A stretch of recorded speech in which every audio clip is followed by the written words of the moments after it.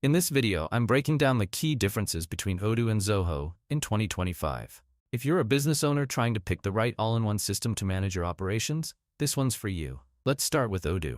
Odoo is a fully integrated open-source business suite. It covers everything: CRM, inventory, accounting, e-commerce, manufacturing, you name it. It's modular, so you can start with just a few apps and scale as you grow. Now, Zoho takes a similar approach but leans more toward cloud-based services and ease of use. It offers over 45 apps: CRM, invoicing, email, HR tools, all sync through a clean online interface. It's built for businesses that want convenience, mobility, and fast setup.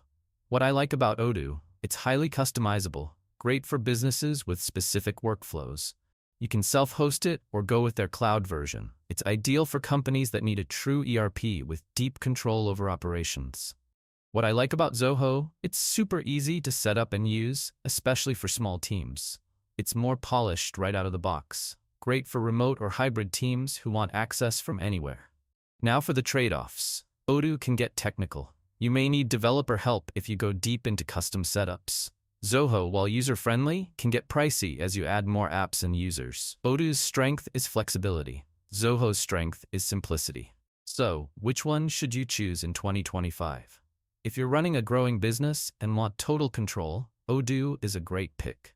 But if you want something fast, easy, and ready to go out of the box, Zoho might be the better option. If this comparison helped, drop a super thanks by clicking that heart icon, and don't forget to subscribe for more real-world reviews like this. Catch you in the next one.